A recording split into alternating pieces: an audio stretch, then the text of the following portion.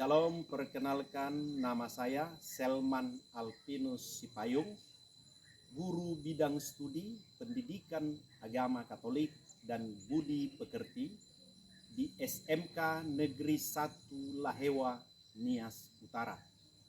Sekaligus sebagai mahasiswa PPG dalam jabatan batch 1 2025 di LPTK Santo Fransiskus Assisi Semarang dengan nomor induk mahasiswa 25104479. Pada hari ini saya akan melaksanakan praktek pembelajaran guna mengikuti uji kinerja di SMK Negeri 1 Lahewa, Nias Utara dengan tema keberagaman sebagai anugerah Allah, fase F, kelas 12. Terima kasih. Selamat siang semua. Selamat siang. Senang sekali bisa berjumpa pada kesempatan ini. Nah, apa kabar semua anak-anak sekalian? Baik. Berli, kabar semua, Walter, Rika, bukan saya. Baik. Pada hari ini kita akan memulai proses belajar kita dengan judul utama keberagaman sebagai anugerah Allah. Keberagaman sebagai anugerah Allah. Tapi sebelum kita mulai proses pembelajaran kita, baik kiranya sebagai orang beriman kita buka dulu dengan doa. Persilakan dulu kepada Restu.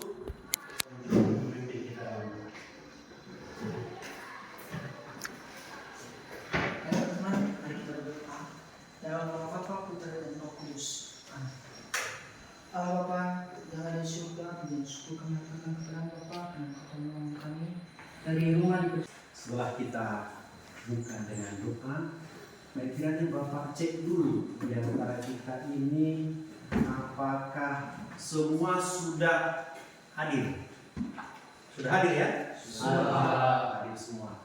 Ini tanda-tanda murid yang rajin. Senang sekali dengan kehadiran kita semua. Anak didik kami sekalian, sebelum kita memulai masuk kepada pendalaman tema yang kita pelajari hari ini, baik kita lebih dahulu menyanyikan salah satu lagu kebangsaan kita. Kami persilakan anak didik kami berdiri dengan sikap tegak.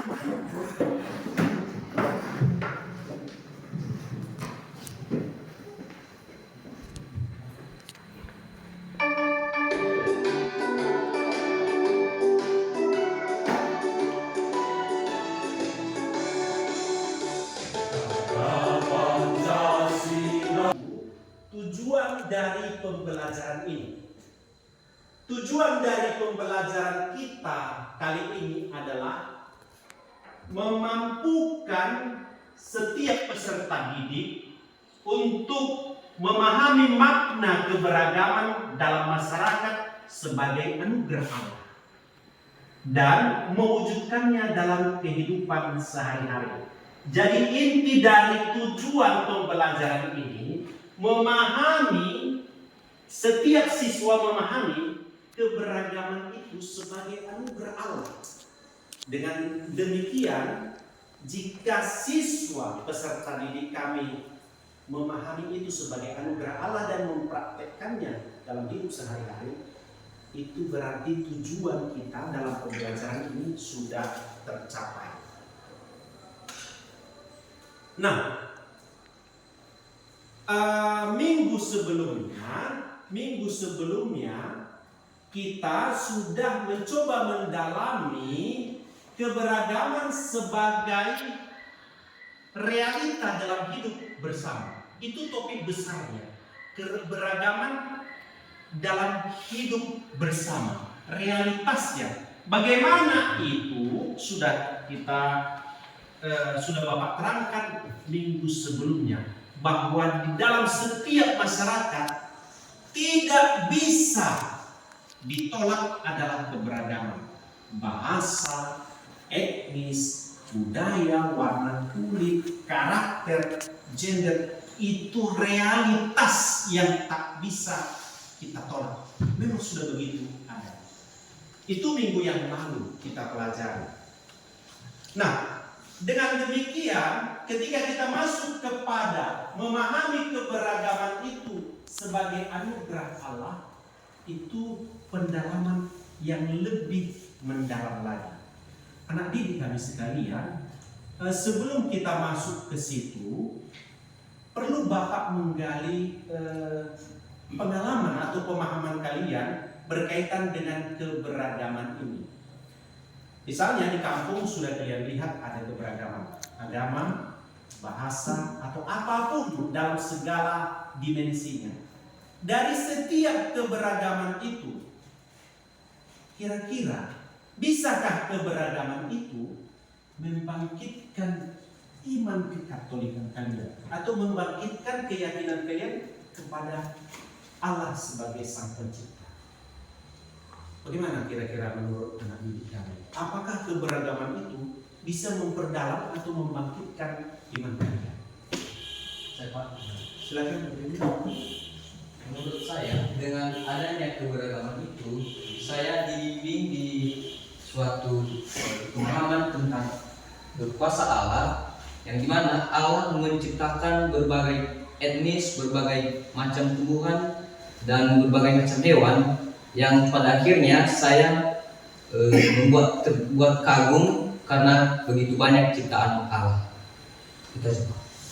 Baik, Berlin mengatakan ketika dia melihat begitu banyak realitas keberagaman, maka dia katakan dia sampai kepada sebuah kekaguman akan Sang Pencipta.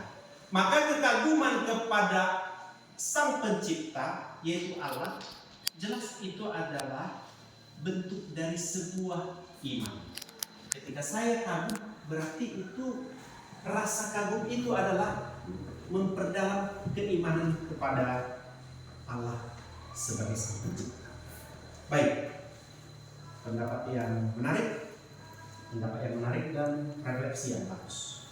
Terima kasih. Nah, sebelum kita mencoba menggali lebih dalam lagi keberagaman ini sebagai anugerah Allah, maka baik kiranya kita lihat dulu video menarik berikut ini.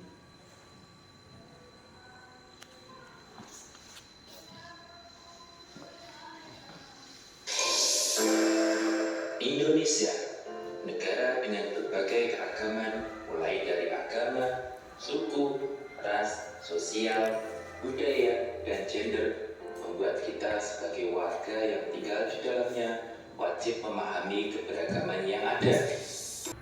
Nah, ini materinya, coba didalami secara bersama. Maka pada kesempatan ini dipersilahkan kepada anak didik kami masuk kepada kelompok yang sudah kita bentuk minggu yang lalu.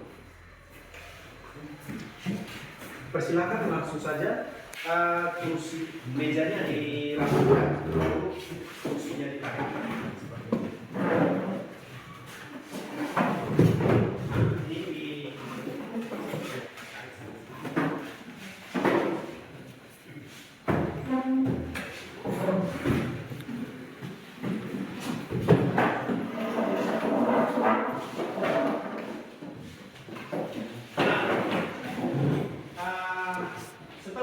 Kalian mendalami materi itu, maka di sini Bapak buat LKS untuk setiap kelompok. Nanti LKS ini diisi sesuai dengan petunjuk yang sudah dilampirkan di lembaran materi.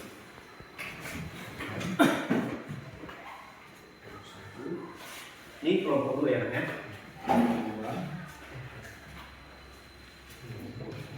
dengan materinya dan kelompok 3 ya, ini Pak Restu.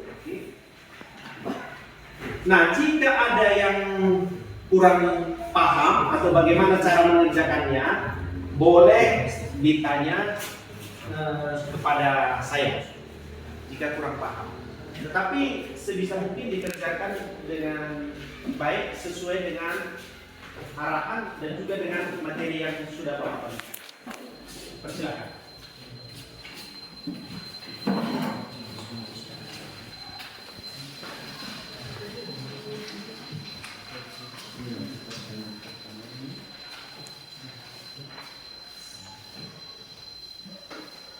Kode juga, mana? Sudah. Dasar biblisnya nanti boleh dilihat di paling belakangnya. Untuk menjawab lembar kerja boleh dilihat nanti dasar-dasar biblisnya di bagian belakang dari materi kita.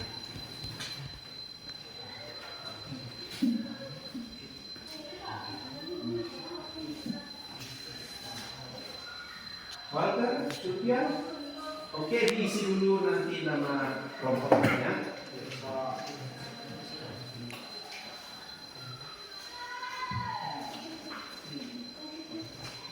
Ya, terserah saja mau bagaimana bentuknya, dipersilakan, bebas berekspresi.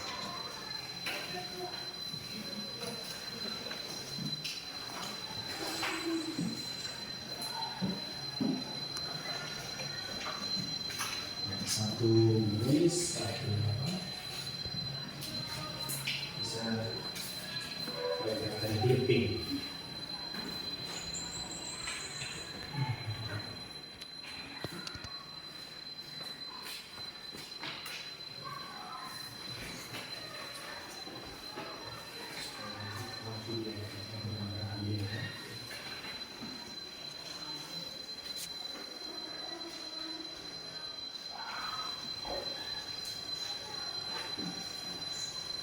Ya, semangat.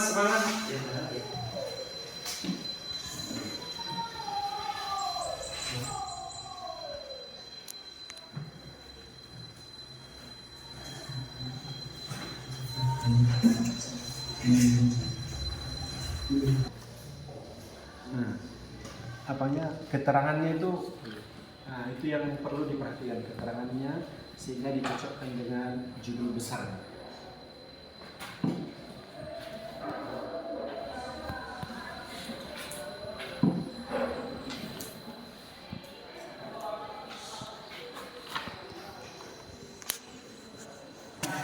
LKPD dalam bentuk tulisan juga pelan-pelan dikerjakan secara bersama supaya pemahaman nanti satu sama lain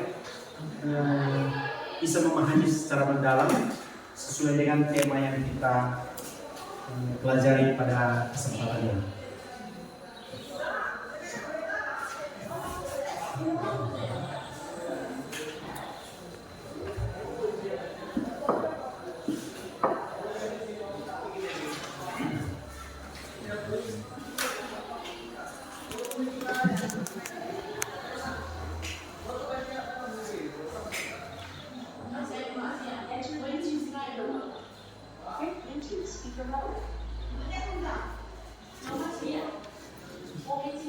Nanti coba angkat tangan kalau yang sudah ya nak ya. Biasanya kami sudah. Setelah ini kita akan presentasi proyek. Apa yang Anda kerjakan ini adalah sebuah proyek dari pendalaman materi kita. Maka setiap kelompok nanti akan mempresentasikan tugasnya di depan. Siapa yang duluan bebas saja dari kita. Apakah dari kelompok 1, kelompok 2, kelompok 3, bebas saja. Nah, tapi sebelum kita sampai pada sebuah presentasi per kelompok, rasanya sudah mulai jenuh ya kan? Apalagi dengan cuaca dengan panas seperti ini, sepertinya sudah mulai jenuh. Kita buat dulu ice breaking ya kan? Kita buat dulu ice breaking supaya kita semangat lagi untuk merefresh pikiran, merefresh tenaga. Ayo. Prinsip kebalikan. Semangat, prinsip kebalikan. Mundur. Maju. Mundur. Maju. Kiri. Kiri. Kanan. Kanan. Maju. Maju. Oke.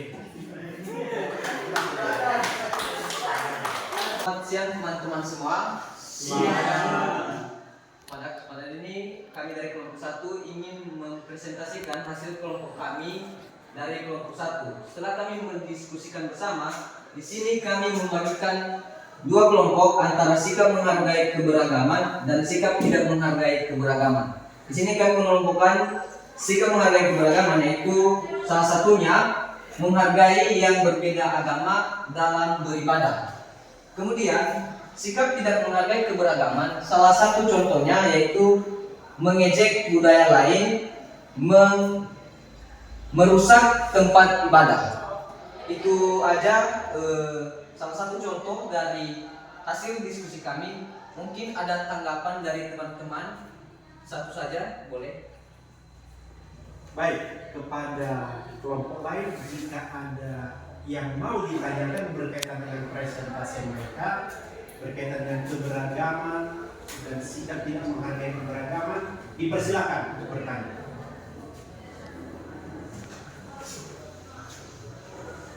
Baik, ini dari kelompok mana? Oh, kelompok 2, dipersilakan. Baik, kami bertanya, kami akan bertanya yaitu dalam kehidupan sehari-hari di lingkungan rumah, berikan satu contoh cara menghormati keberagaman yang biasa kamu lihat. Baik, terima kasih dari kelompok 2. Mungkin ada teman-teman yang bisa menjawab dari pertanyaan tersebut. Mengerti pertanyaannya? Kelompok 2, untuk mempresentasikan hasil diskusi kami, yang dimana hasil diskusi kami itu ada 2 poin, yaitu sikap menghargai keberagaman dan sikap tidak menghargai keberagaman. Yang pertama kita masuk pada sikap menghargai keberagaman, yaitu salah satunya persahabatan antar suku. Nah, dimana itu merupakan salah satu sikap menghargai keberagaman. Dan sikap yang tidak menghargai keberagaman itu mengejek orang yang berkulit hitam. Nah, teman-teman mungkin barangkali sering bertemu dengan hal ini yang ada pada poin ini, dan tentunya juga pada presentasi kami pada kali ini mungkin ada tanggapan dari kelompok lain, minimal satu tanggapan kami presentasi.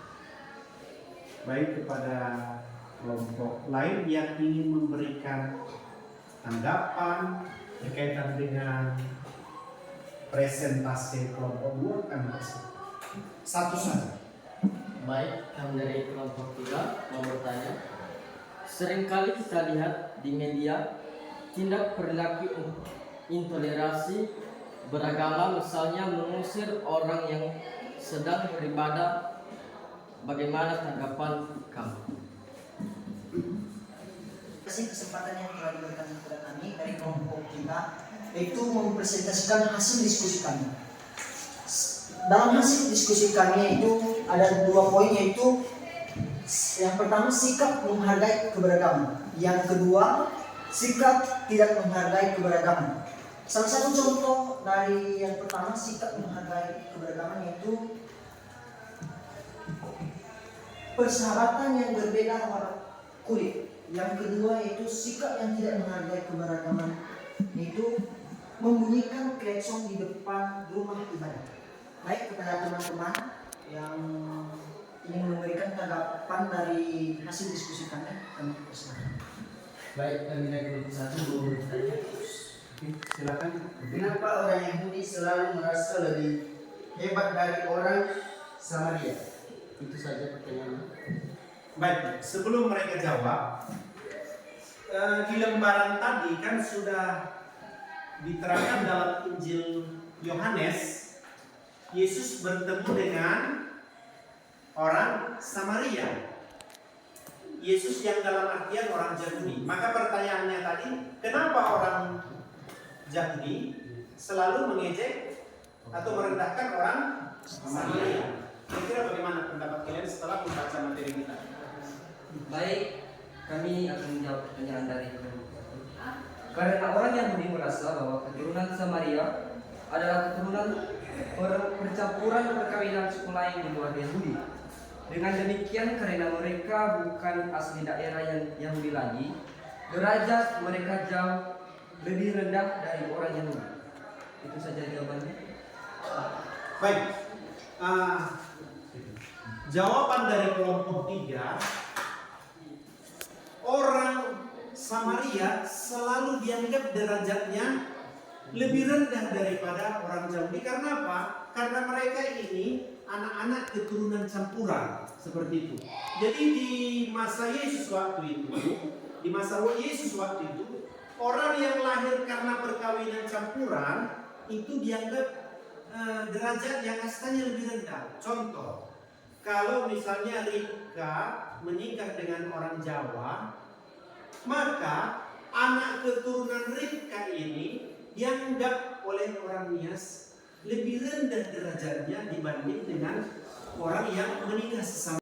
Terima kasih atas presentasi proyeknya.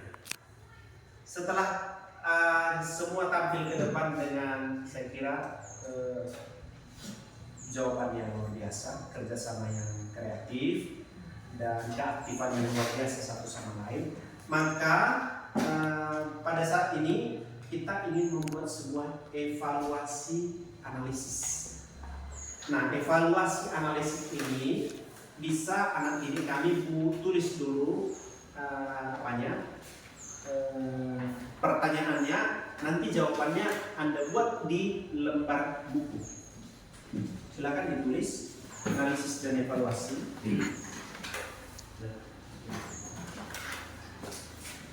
Silakan ditulis.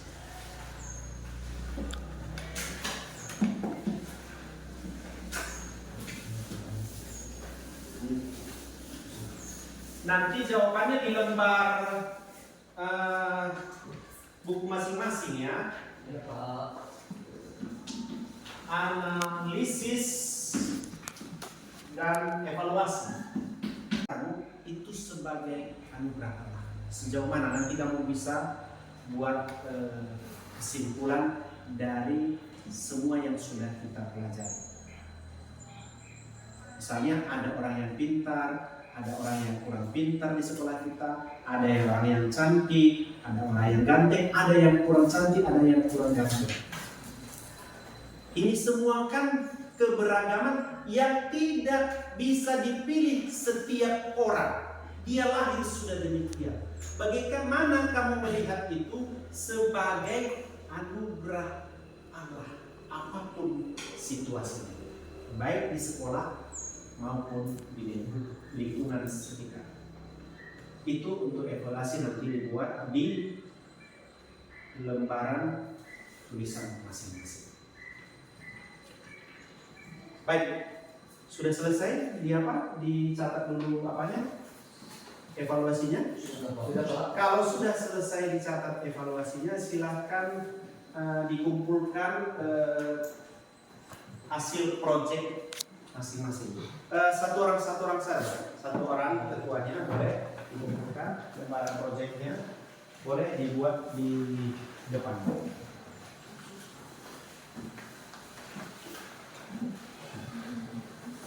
Mari, silakan.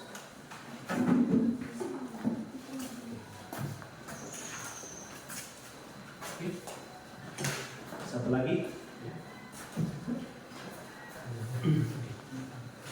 Baik, terima kasih.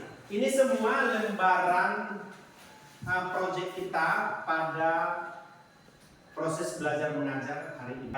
Ditambah lagi proyek per kelompok. Apa kira-kira yang bisa Anda tangkap sebuah kesimpulan dari judul pertemuan kita ini? Apa yang kira-kira bisa kamu tangkap? Apa yang kamu tangkap? Oh, inilah yang saya tangkap, yang bisa saya simpulkan dari seluruh rangkaian proses pembelajaran hari ini. Dan ini